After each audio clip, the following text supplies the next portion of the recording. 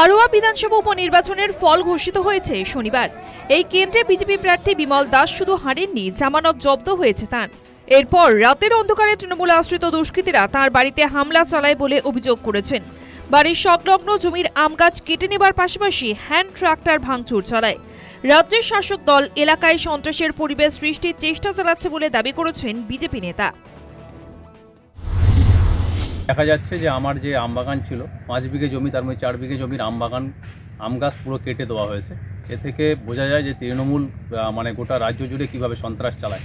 এই সন্ত্রাসের প্রতিবাদ এবং ধিক্কার জানাই। যেভাবে আম গাছ মানে যে এগুলো কেটেছে, একদম গোড়া থেকে কেটে দিয়েছে এবং আমার চাষের যে শ্যালো মেশিন ছিল সেটাকে ভাঙচুর করেছে, ট্র্যাক্টর ভাঙচুর করেছে। এ থেকে তৃণমূল সারা বিধানসভা জুড়ে সন্ত্রাস চালাচ্ছে এবং এই সন্ত্রাস এখানকার স্থানীয় তৃণমূল নেতারাই করেছে।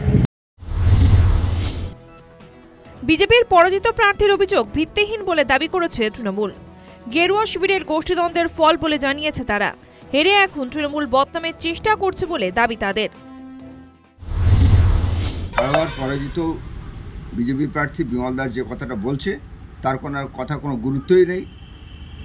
তার গাছ কে বা কারা কেটেছে সে তার থানায় অভিযোগ করুক। আর তৃণমূল কখনো এরা নোংরা রাজনীতি করে না, মানে ভিত্তিহীন কথার কোনো মূল্যই নেই। তারা তাদের গোষ্ঠীদ্বন্দ্বকে ঢাকার জন্যে তৃণমূলের নামে একটা মিথ্যা আরোপ করা হচ্ছে। এই জয়টাকে তারা স্পোর্টিংলি মেনে নিতে পারছে না, তাই তারা এটা একটা দোষ চাপিয়ে তৃণমূলকে কালিমালিপ্ত করছে। তৃণমূল কোনো অংশেই এর মধ্যে জড়িত নয়, তৃণমূলের কর্মীরা এর সঙ্গে জড়িত নয়।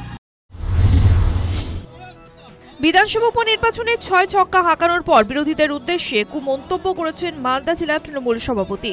এবার হাড়োয়ায় পরাজিত বিজেপি প্রার্থীর বাড়িতে হামলার ঘটনা ঘটল। News time.